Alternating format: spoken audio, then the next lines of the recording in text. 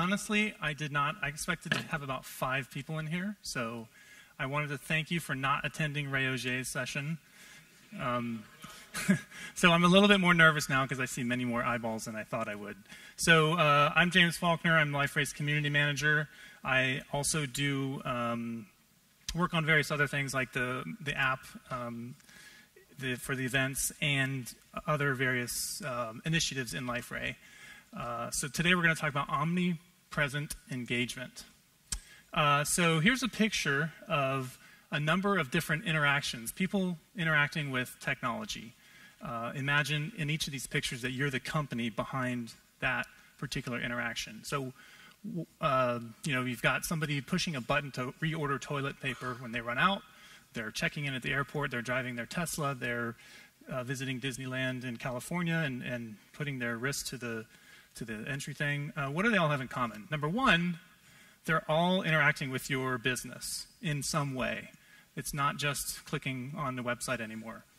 Number two, they have come to expect, because of the evolution of technology, they've come to expect a seamless and efficient experience to get from where they are to where they want to go using your help.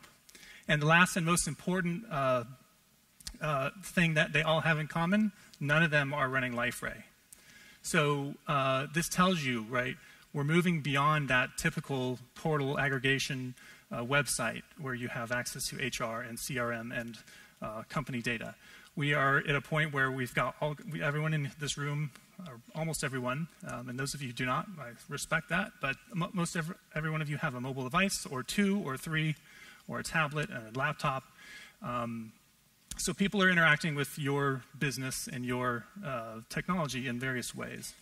So we're moving beyond the concept of multi-channel. Multi-channel implies multiple channels, of course, where you have interactions happening in a particular channel, like a mobile app or a website or an in-store kiosk. Omnipresent engagement is taking the thing that you really, really want, what your users really want, which is to help them achieve what they're trying to achieve, and do it across all of their devices in a consistent way without having kind of individual siloed approaches. So the things that Omnipresent engagement considers that multi-channel does not are things like user preferences, current behavior. What are you currently trying to do? Are you checking in at a kiosk? Are you driving too fast? And also, more importantly, your past behavior. How much money have you spent at my site? How many documents did you download last month? Where you are, what the time of day is. You don't want to get push notifications about DEVCON at 3 in the morning. What time it is, the type of device you have. That's kind of an ode to responsive design. There's a number of different things that omni-channel presence considers. So you can't just consider one thing. You can't just say, okay, you have a mobile device, I'm going to make the screen look really great. You have to consider what the content is, what the user's current behavior is, and adapt to that in a way that makes them smile, because that's ultimately what you want to do, is kind of please users, not just get them the information they need. You want to do it in a way that helps them down the road as well. So here's a couple examples. I came here from America back on Sunday, or Monday, yeah. And I bought my ticket with my mobile device. I arrived at the airport. I walked up to the kiosk. I started to check in. I was having trouble. I couldn't remember my frequent flyer number, and this lady walked up to me with a tablet. Already had my information loaded on it. She's like, "Hello, Mr. Falkner. If I can verify some information, I can help you check in." So that was really cool. Another one. How many of you use Spotify or have heard of Spotify? Yeah, a lot of you. So Spotify is a cloud music server. This is this blew me away. So I use Spotify a lot. A lot of times I'll click on the Discover channel down here. I clicked on it one day and started listening to new music. Heard a song I really liked by a group, and so I added them to my playlist. I started listening to them a lot. About 2 weeks later, or maybe a week later, I got a notification saying, you've discovered this new band, and by the way, they're going to be in concert in your area in 2 weeks. So I was like, cool, I had no idea. So I clicked on it. It was cheap. It was like a $25 ticket. I bought it. I went to the show, and on the screen, Spotify was also involved in the production of the show. It showed tiles of new people who had discovered this group through Spotify. I thought that was pretty cool. So, it's like pleasing me. It's not pushing marketing messages to me in an annoying way or trying to get me to buy something. It's just kind of like helping me discover what I already really wanted to know. Okay, so a little bit more down to earth, more relevant to this audience. So here's an example of an SMS interaction with Liferay. So the scenario here is a salesperson at a management consulting company, and their job is to go to their clients and teach them how to be better managers. So a lot of times they'll meet with the corporate leaders, and so before this meeting, they need to get information about the company. So they'll send an SMS. Maybe they're on the road or they're on a plane. They don't have full internet access, and they just want to get the documents sent to their email address. So they send a message saying, "Hey, please send me what you have on company XYZ." And so Liferay will respond saying, "Hey, here are the notes. I sent them to your email address. You have them now. And by the way, one of your colleagues actually had a meeting with the same company 2 weeks ago. You probably should meet with them and find out, the latest updates on this company before you go and meet the client. Would you like me to schedule a calendar invitation?" And you say, "Yes." Calendar received. It also subscribes you to updates for the document. So in case there are updates that occur in the next few weeks, you'll get updated immediately, so you can kind of stay on top of everything. And all you had to do were download the documents and grab them and kind of express an interest. So that's what you actually did. You expressed an interest in something, and we took it a step further and said, "Okay, we know you're interested, and we're going to make you be more interested by subscribing you, looking at other calendars and seeing if people have had the same interaction that you're about to have. Maybe you want to get an update." So when you download the docs, now you're subscribed. You can see a stream of information about that company, and you also get the calendar entry, depending on if someone has already met with them. So it's certainly a simpler scenario than Spotify, but equally as valuable and equally as doable with Liferay. And I'll show you how to do this in a couple of minutes. Okay, so this is a typical marketing slide to show you the different channels that you can hook up to Liferay, like a website, of course, and a mobile app. We now have internet kiosks, which might be running dedicated operating systems like Windows and Mac OS, but nonetheless are in a different context than someone browsing your website. You also have point-of-sale systems like a cash register when you're checking out and purchasing something. And you have customer support. When you have a problem, you call in and you talk to somebody. But, of course, there are new things like Amazon is delivering using drones. There's Tesla Motors, creates these cars with glass cockpits that have all sorts of ways to interact with the company. There are Apple Watches. There are Twitter feeds that talk to of your customers and your clients, talking about you. And, of course, can anyone guess what is in the middle of all of this? Yes, of course, it's Liferay. So Liferay can act as that centerpiece for your digital engagement initiatives. Now, the next question is, how do you get there? Well, it's not about features and it's not about CMSs. It's about a mindset change across your organization. You need to convince all of your departments, not just IT, not just marketing, not just engineering. You need to convince all of these essentially traditionally siloed operations teams that if we really want to achieve this, and we do, we need to work together. So it has nothing to do with implementation detail. It's all about looking at your audience, describing your users, coming up with user personas and user journeys, and saying, what do you want to get out of this particular initiative? That is what you do first, right? So you think about the experience you want your end users to have. You don't think about, oh, I need to have support for Creole wikis, or I need to have an integration with OpenSSO. You think about, what if a user is going to purchase a ticket and walk onto your plane and successfully make it, what is that experience supposed to look like? So because we're at a developer conference, I'm assuming that many of you are probably not involved in that particular field, so I'm going to assume that you've already done it. And we're going to actually talk about the features because that's more interesting, at least to me. I'm sure to many of you as well. So when talking about features, here's the list of companies you can buy OmniPresent engagement technology from. So there is many, many choices, obviously, and there are companies that are dedicated to doing one thing and one thing alone, and that's all they do. You can integrate as many things as you want here. All right, it goes crazy. Here's Liferay, way down here at the bottom. So we are classified as a website/WCM/WEM system, or web content management, web experience management. So to get true omnipresent engagement, you've got to buy all of this other stuff and integrate it into Liferay. So we're all going to have jobs for the next 50 years. So, of course, this is true from this perspective, from the person who created this slide. I did not create all of these, by the way, because we have been traditionally a horizontal portal used for traditional employee intranets or banking self-service apps, and we haven't really been considered a true, complete marketing automation and omnipresent engagement platform. That's changing, and that's why you're hearing a lot of this messaging today. If you go to some of our other events, you'll hear that messaging as well.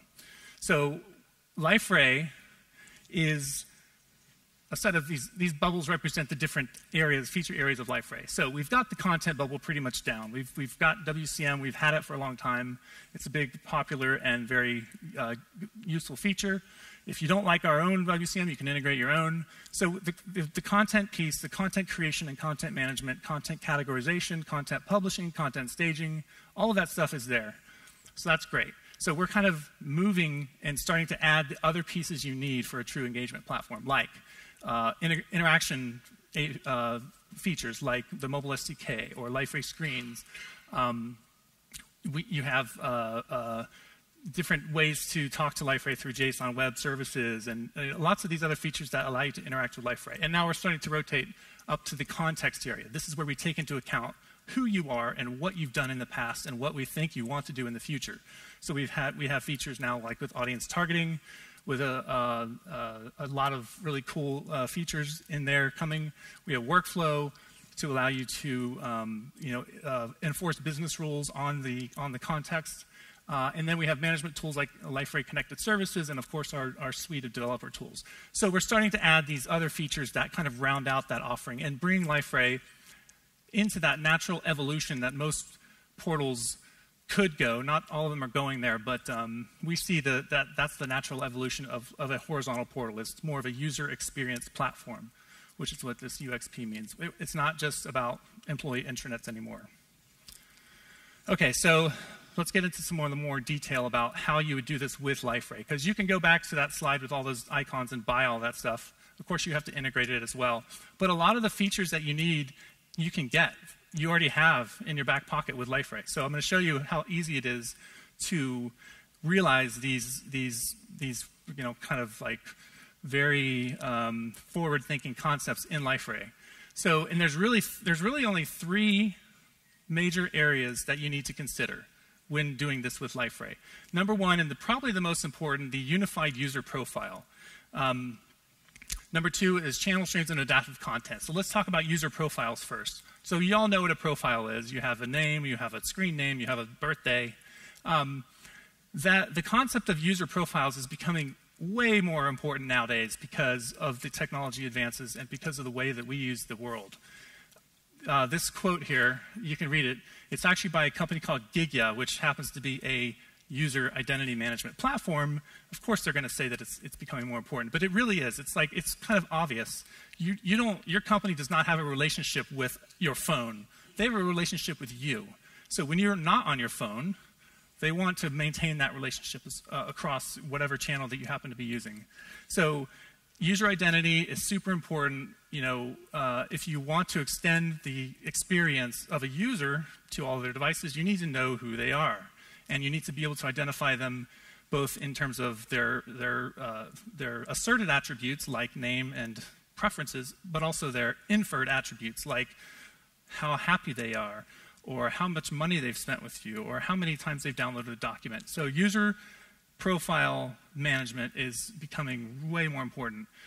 Unfortunately, the typical arrangement people have in a engagement system is they have a website, and on the website you have your user profile.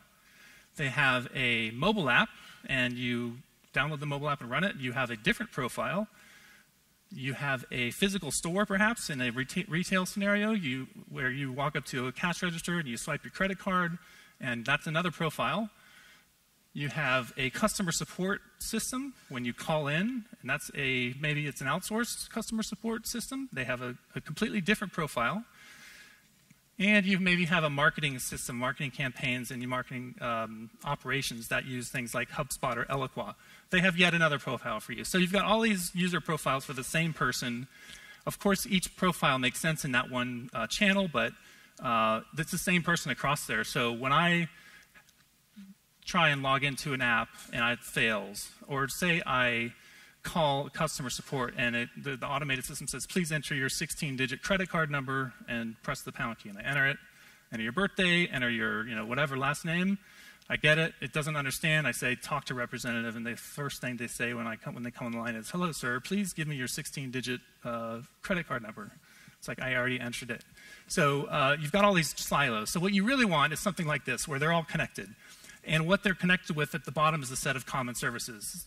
Typical example, that line across the bottom is horizontal. That's Liferay. And so this is what we're going to kind of look at. So to achieve that unified user profile with Liferay, sorry I keep looking up, but I have like a tiny little screen and I can't see what's even on the slides. So the unified user profile, what does that consist of? Traditionally, you have asserted attributes like your name and your the user groups that you belong to, or the roles that you have on a site. Those are asserted. We also have inferred attributes. These are things like how happy you are, or like I said, loyalty metrics. How much money have you spent? How many times did you click on a coupon? And then lastly, part of your profile is also your behavioral history.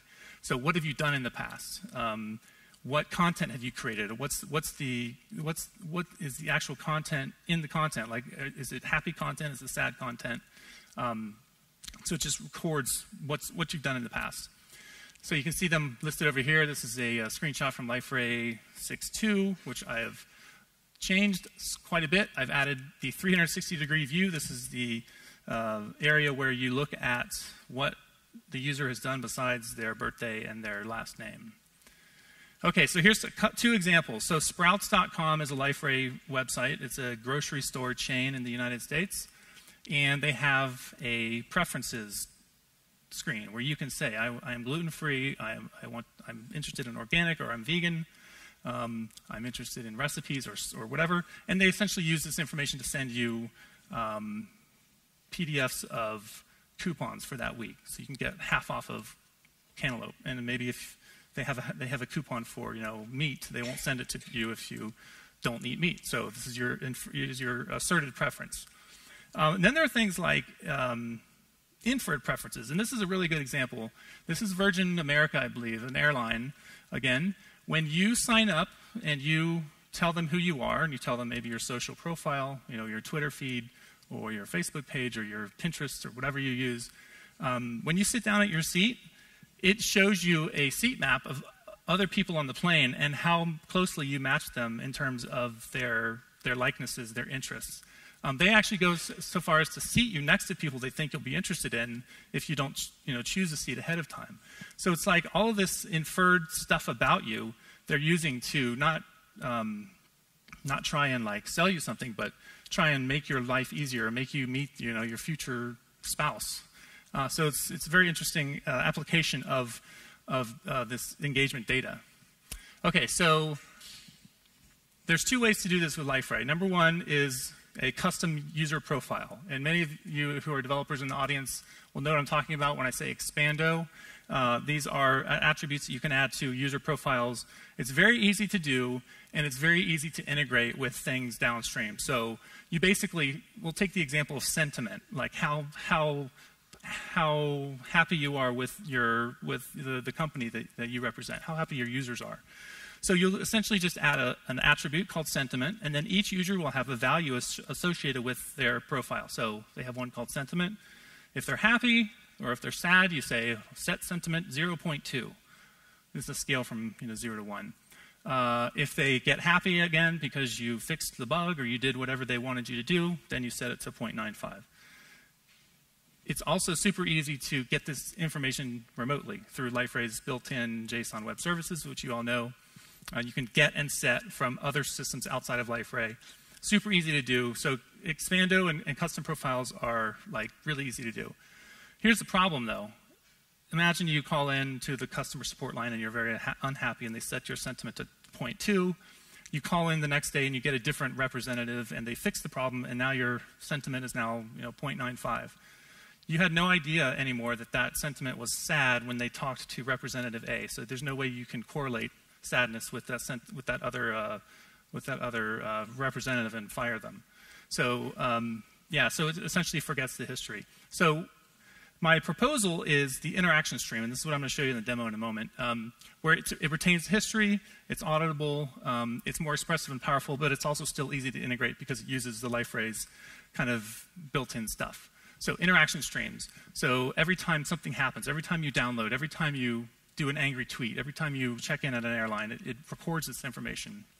So I'm going to speed up a bit because I want to get to the demo part. So implementing interaction streams allows Liferay and non-Liferay to communicate and to exchange information and to record. It needs to be bidirectional so that you can read and write. Channel independent so you can apply it to multiple channels. Extensible and pluggable. You should all be familiar with these concepts and know it's Service Builder, right? It's built into Liferay. You already have the tools you need. You don't need to buy one of those thousands of icons. So with Service Builder, you get local services for stuff running on Liferay. You get remote services. You get authentication. You get the modularity. And it's familiar to all of you because we're all Liferay developers. So it makes really a lot of sense to do it. So here's the example I used earlier, the SMS example. So let's zoom in one time. So Liferay in the middle. SMS, Liferay doesn't connect directly to the global SMS network. So we use a bridge called Twilio. Twilio allows us to send an SMS to a phone number, and then it talks to Liferay. What it's actually doing is talking to Liferay's unified profile service and getting the user ID from there, checking it against the phone number and making sure that it's you. Once it authenticates you, it goes to the document library service, again, already built in, retrieves documents that you're requesting, and then sends it back. But at the same time, it's making note that you're interested in this particular company. So it makes a call to the profile service and says, James Falkner just downloaded documents on company XYZ. Make sure and get him subscribed to the stream. Oh, and by the way, Josh, this person in his company, had a meeting with them 2 weeks ago. Why don't you put a calendar entry as well and kind of hook him up? So with that, we're going to switch over to demo mode. I'm actually going to show you this in person. That's Bill Gates, by the way. Oh, man, this is going to be really challenging.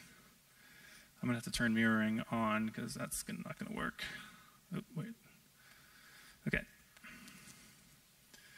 Okay, so let me show you my phone here.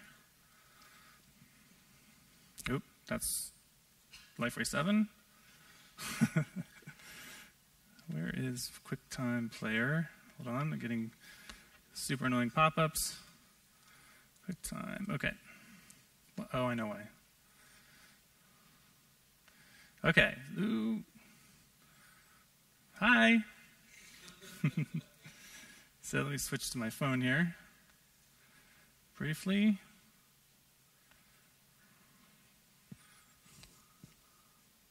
Okay, so here's my phone in my hand. You can see it's not a video.